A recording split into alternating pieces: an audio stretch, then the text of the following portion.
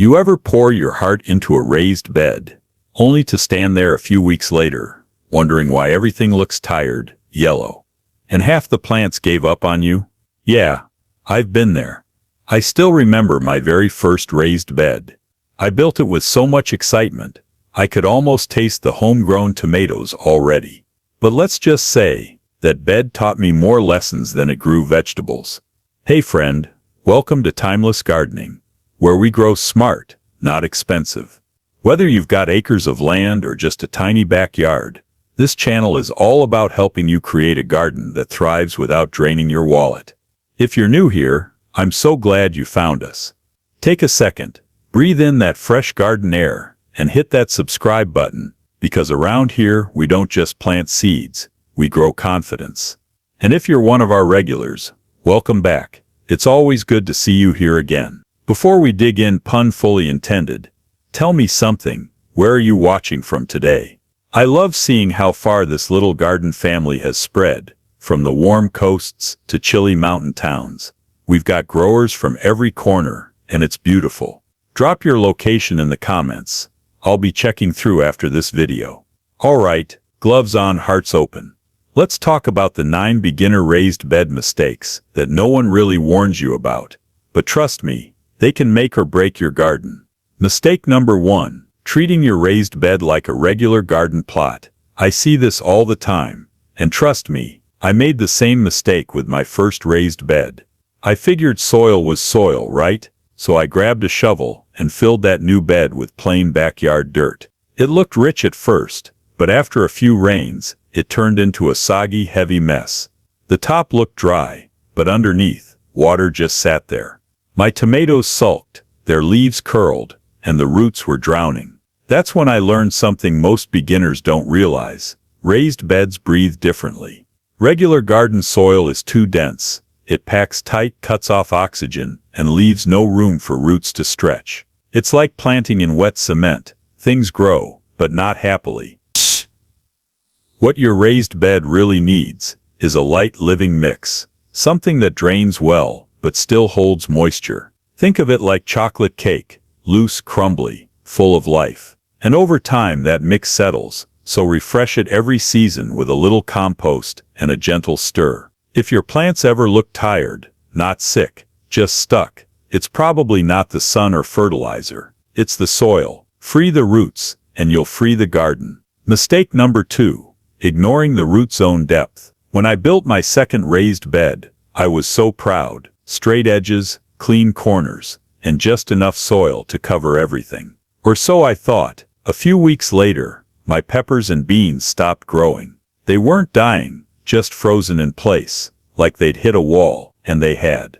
Their roots had nowhere to go. Most new gardeners underestimate how deep roots actually travel. It's easy to think plants just need soil around their stems, but roots grow for survival. They dive down searching for water, air, and nutrients. Without that space, everything above the surface struggles. I've seen people fill the bottom of their beds with logs, rocks, or cardboard to save soil, but that only shortens the space roots need most. Plants end up shallow, thirsty, and weak. A healthy raised bed isn't about how nice it looks on top. It's what happens underneath that matters. So next time you build or refill yours, give those roots room to explore. Think deeper, not wider. Because when the roots thrive, everything else follows. Mistake number 3, mixing fresh compost too soon. When I first got serious about raised bed gardening, I thought I'd found the magic shortcut, compost. Everyone kept saying how powerful it was. Black gold, they called it. So one weekend, I loaded my truck with a pile of steaming fresh compost from a local farm. It looked rich. It smelled earthy, well, a little too earthy, and I couldn't wait to mix it in. That bed was gorgeous. Deep, dark soil, warm to the touch. I felt like I'd just given my plants a 5-star hotel to grow in. But a week later, things started looking strange. My lettuce wilted overnight. My young squash leaves curled up. The whole bed looked like it had caught a fever, and in a way it had. Here's what I didn't realize then. Fresh compost is still cooking. It's full of active microbes breaking down organic matter, and in that process, it generates heat and eats up nitrogen. That heat can literally burn your plants from the roots up, and the nitrogen loss leaves them starving, even though the soil looks rich. I learned that compost needs time to finish its process before it's ready for your raised bed. It should be cool to the touch, smell like fresh forest soil, and crumble easily in your hand. If it's still steaming or smells sour, it's not done yet. Now, whenever I make or buy compost, I let it rest for a few weeks, sometimes even a couple of months, before mixing it in. And when I do, I add it slowly, blending it with the older soil, so the microbes don't shock the system all at once.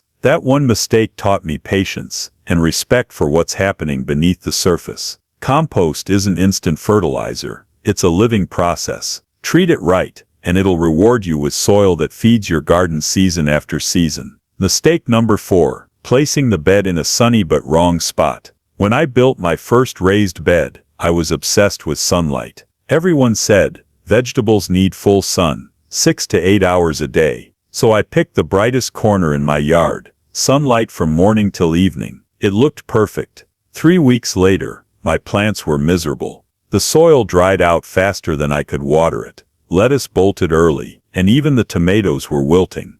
That's when I learned there's a difference between full sun and harsh sun. Raised beds heat up quicker because they sit above ground, so when the afternoon light hits hard, the roots feel it directly, like they're baking. What plants really need is balance. A spot with gentle morning sun and light afternoon shade is often much better than one that burns all day. Now, before I place a bed, I watch the sun's path for a full day, where shadows fall, how the light shifts. Sometimes the best spot isn't the brightest one. It's the one that feels calm and comfortable. Your plants don't mind warmth, they just can't thrive under constant heat.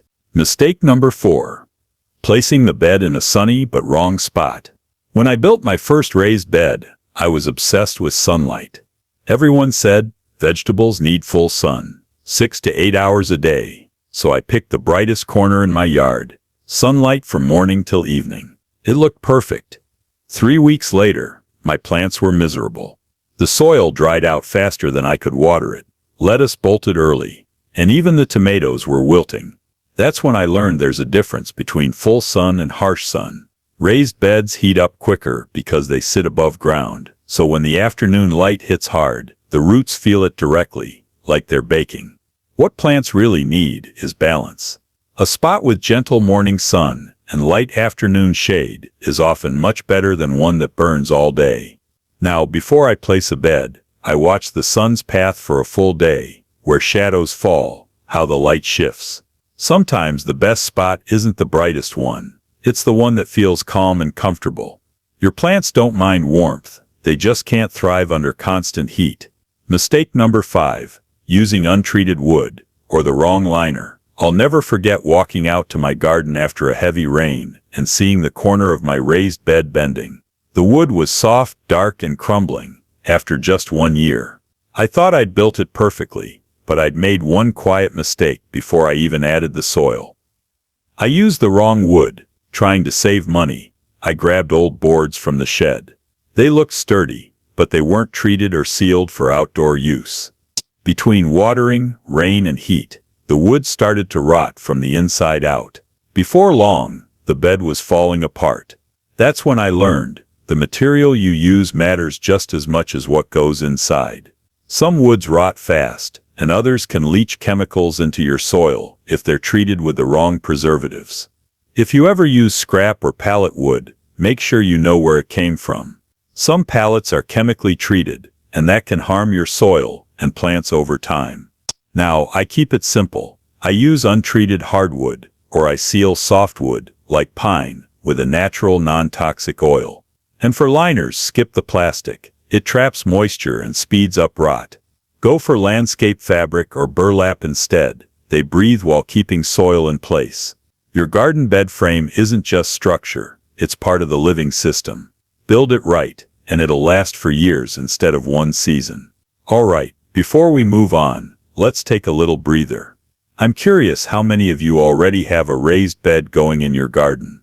Or maybe you're just planning to build your first one soon. Tell me in the comments. I'd love to know where you're at in your gardening journey.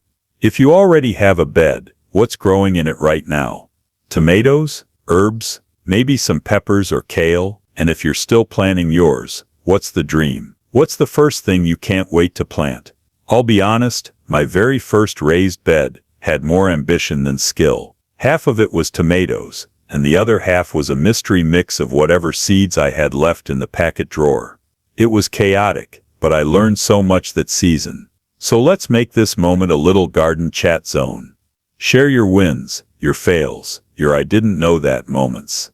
I always go through the comments, and I love seeing how creative everyone gets. It's honestly one of my favorite parts of this channel. Alright, ready? Let's roll up our sleeves and get into the next one. Because this next mistake is something that silently ruins more raised beds than most people realize. Mistake number 6. Forgetting to pre-water before planting. I learned this one on a windy spring afternoon. I had just finished filling my raised bed with rich soil, soft, dark and full of promise. I tucked in my tomatoes and herbs, stood back proud, and thought I'd nailed it. But 2 days later they looked tired. The soil seemed fine on top, but when I pressed my hand in it was bone dry underneath. The roots hadn't even begun to spread. That's when I realized my mistake. I hadn't pre-watered the soil before planting. Dry soil is tricky. It can look moist when fresh, but it often repels water at first, especially if it's rich in compost or organic matter. When you water afterward, the water runs right through or pools on top, leaving dry pockets where roots can't drink. Now, before I plant anything, I always give the soil a deep soak first. I gently mix it through so every layer gets evenly damp, not soaked, just awake. It's like waking the soil up before guests arrive. The microbes come alive, the air pockets settle, and when you finally tuck those plants in, they root so much faster. It's one of those tiny steps that makes a big difference, the kind you don't notice until you skip it once. Mistake number 7. Overstuffing the bed. I'll be honest, I've always had a bit of an overexcited gardener in me.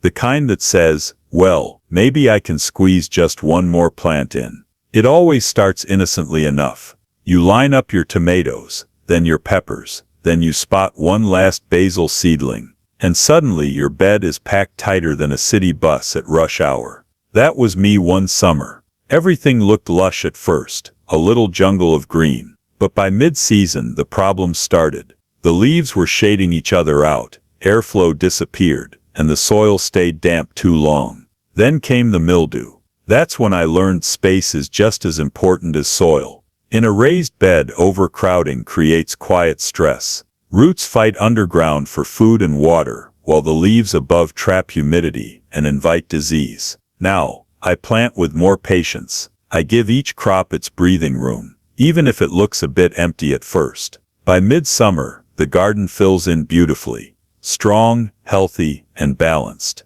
Think of your raised bed like a little neighborhood.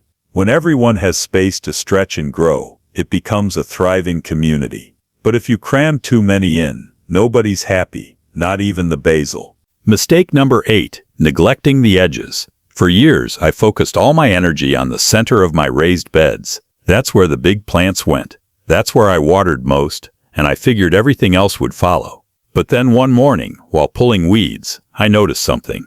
The edges were struggling. The plants near the sides were smaller, their leaves a bit dry, and the soil by the boards felt almost dusty. I thought maybe I'd skipped a watering, but it kept happening. That's when I realized I'd been missing something subtle. The edges dry out faster than the middle. Because they're exposed to more heat, air, and sunlight, those border areas lose moisture twice as quickly. From above, everything looks fine, but just a few inches in, those roots are thirsty. Now I treat the edges like their own little zone. When I water, I slow down along the sides. Sometimes I even plant hardy herbs like thyme or rosemary there, ones that don't mind the dryness. And I always add a thin layer of mulch to help lock in the moisture. Once I started caring for the edges, my whole garden changed. The growth looked even, the color richer, and the bed felt balanced again. The truth is, what happens at the edges often tells you how healthy the whole system really is. Mistake number 9. Treating the bed like a one-time build. When I built my first raised bed, I treated it like a project with an end date. I measured, leveled, filled it, and planted with pride. I stood back and thought, they're done. And for a season, it looked perfect. But by the next year, the soil had sunk, the texture felt heavy, and my plants didn't have the same spark. That's when it hit me. I had treated the bed like a structure, not a living system. A raised bed isn't something you build once and forget. It shifts, settles, breathes, and breaks down over time.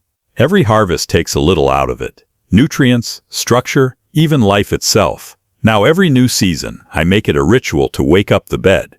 I top it with fresh compost, loosen the soil gently, and add organic matter to feed the microbes. Sometimes I even rotate crops or plant a quick cover crop to rest the soil. And you know what? When you care for your raised bed like it's alive, it gives back tenfold. The plants grow deeper roots, the soil stays lighter, and the harvest gets better each year. That's what makes a garden timeless, not how perfect it looks on day one, but how it ages with your care. And that's it. 9 beginner mistakes that every raised bed gardener faces at some point, including me. But remember, mistakes aren't failures, they're just lessons wrapped in dirt. Every one of them teaches you how to grow better next season. Your raised bed isn't just a box of soil, it's a small story that changes a little each year. So don't worry if it's not perfect yet.